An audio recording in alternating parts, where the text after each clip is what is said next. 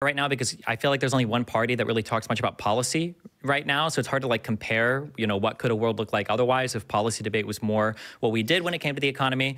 As far as as far as saying good things, I think that we did do a good amount of stimulus for the economy. I know that people complain about inflation, but we were potentially facing, economic ruin.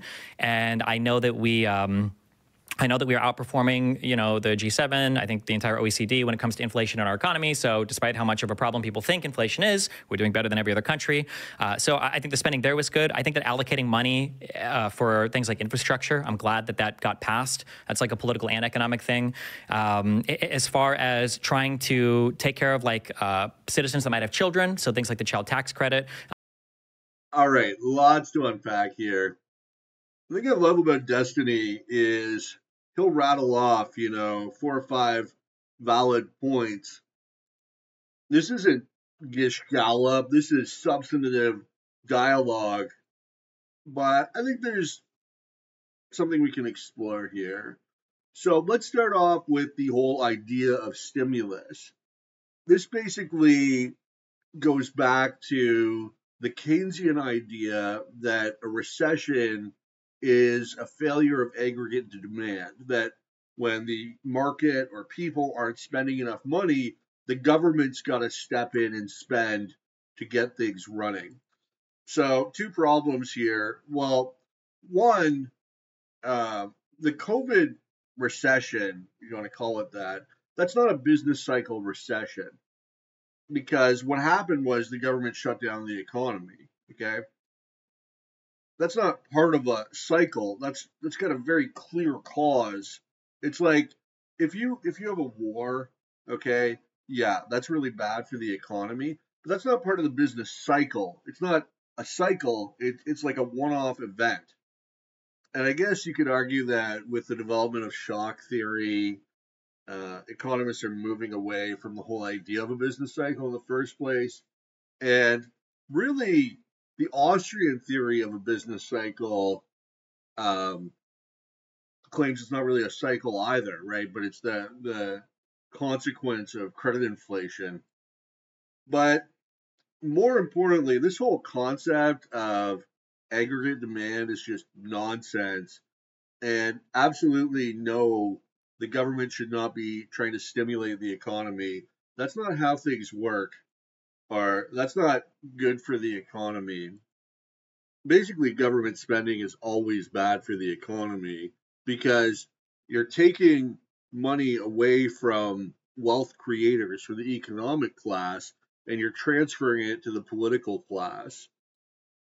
That's what government spending always does. Stimulus spending is no exception.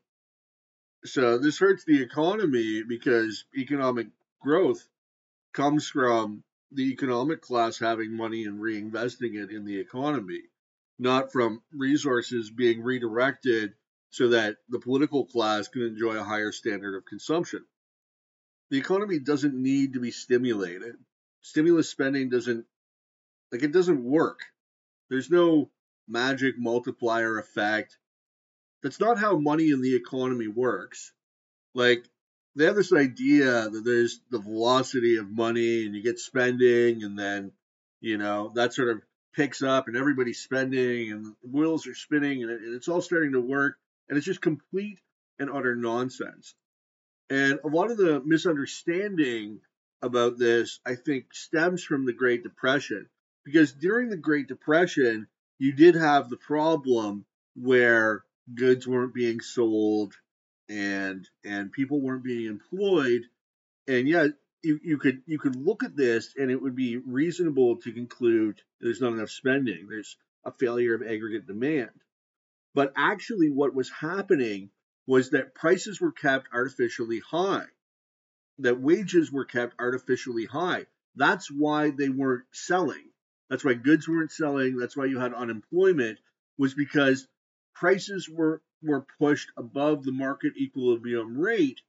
And that's what happens. You get an unsold surplus when you try to keep prices artificially high. See, during a recession, prices usually fall, or that was the case anyway in the 19th century. during the 20th century, there's been so much inflation that even during a recession, prices keep going up. It's just because there's just so much new money being pumped in the system constantly in an effort to sort of keep the whole thing going. But what happened during the 19th century with recessions is prices would fall, and this would actually facilitate the restructuring of the factors of production, because what happens during the boom, you get malinvestments in the capital goods industries on account of the artificial credit mimicking consumer time preferences being lengthened, mimicking additional consumer savings, mimicking like a lower interest rate. So you get these malinvestments in capital goods industries.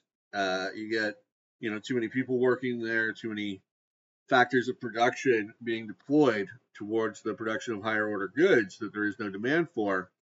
And during the bust stage, this is realized, and prices fall, and that helps the sell off, and it helps the factors of production being reacquired, labor being reacquired. And this is just like a very temporary, quick thing while the market corrects itself. It's not like wages fall in the long term or anything.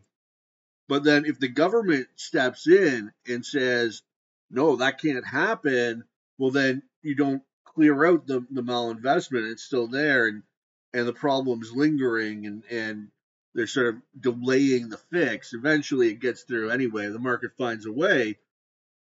But yeah, the problem is not a lack of spending. There's always money to be spent. There's always production being made, and that's money to be spent. So long as people are producing, really, the whole economy is just like an elaborate way that people can trade production for production. So long as goods are being produced, there's stuff that people can buy. Stimulus spending, that's not going to help the economy. As for inflation, I mean, there's bipartisan failure on inflation. Look, the only solid monetary policy is sound money.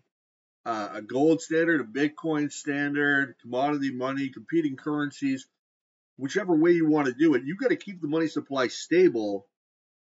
This constant inflation, even if it doesn't seem like a big deal, 2% per year, it's absolutely a big deal. During the 1920s, in the lead up to the Great Depression, CPI was stable, but that just masked the underlying inflation with the new money going into business loans from banks to businesses, causing economic dislocation. I mean, Harris, Trump, technically the president doesn't really have control over monetary policy. That's what they say. I don't buy it.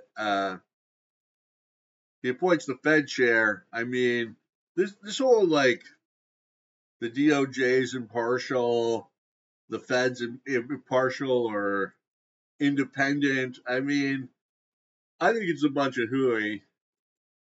But yeah, America wasn't on the edge of economic ruin. They weren't saved by Joe Biden's stimulus or the Inflation Reduction Act or whatever was the omnibus spending bill du jour. Government spending bad, inflation bad. And I'm glad that Destiny brought up infrastructure spending, because this is like a pet peeve of mine. The media, economists, they're always saying, infrastructure spending. That's the magic bullet. Got to spend more on the infrastructure. And my question is, how do you know? Okay, how much? Right? Where? And these questions are rhetorical. I'm not looking for an answer. My point is that in a mixed market economy, when you have, let's be real here, infrastructure socialism, yes, socialism is when the government does stuff. That's the very definition. I mean, or whatever you want to call it, government monopoly, so infrastructure, fine. I don't really care. I'm not wedded to the term. But when you have infrastructure socialism, government monopoly, infrastructure, uh, there's no way to determine how much infrastructure should be produced. Okay, there is a way to determine. I mean, they determine it somehow, whatever method they have. But the point is that that's an unsatisfactory answer. See, in the market economy, if people need more shoes, right, because there's a lot of demand for shoes and not much supply, then the price is going to go up and entrepreneurs will know to produce more shoes. And that's true of all productive decisions throughout the economy, right? The forces of supply and demand, the price system coordinates the activities of billions of people around the world towards producing stuff that people want to buy that is going to improve their situation. And there's no reason you can't do that for infrastructure as well. We could be in a situation where there's too much infrastructure. Maybe there's not enough, or there's too much of A type and not enough of B. You really don't know. There's no way that any government commission or study or anything like that is going to provide the same level of sophisticated an answer as the price system will. And it's going to cost a whole lot more to get that entirely inadequate answer. It could well be, that we're massively overbuilding roads, that really we should be building railroads. Maybe not. I don't know. That's the whole point. Nobody knows except for everybody. That knowledge is dispersed throughout the entire society. Frankly, I think maybe the eco freaks have a point. Maybe the socialized road system is a massive subsidy to cars. I don't know. I know that's not like an orthodox libertarian position. Most libertarians love cars. They love the freedom, whatever. Me, I like the bicycle. I like Via Rail. I'm not going to lie. My point is, how much infrastructure spending? A billion, a trillion, 2 trillion? There's no way to know. There's thousands or tens of thousands of different things that can be produced. Okay,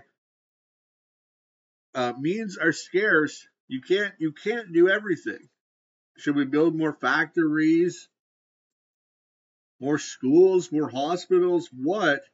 Only the market economy can really provide that data through the price system, through the activities of interested buyers and sellers. Anything else is going to be a poor second best choice. As for the child care tax credit, I mean, it'd be great if it wasn't refundable. It is refundable. Even if it's not refundable, there still are some issues. It's means tested. You know, there's already so many people that don't pay any income tax. But worse, it's not means tested. It's means tested and it's refundable. So even if you're not paying any income tax, you're getting money from the government, aka like a subsidy, free. And politically, I guess it's convenient because a lot of voters have kids, a lot of people have kids, so they're like a favored group that the government can subsidize. But I guess I just don't like this whole idea of the government taking money from one group and giving it to another. I don't like wealth redistribution. I think there's too much of the politics of envy going on. People should just work in the market economy and keep the money they earn.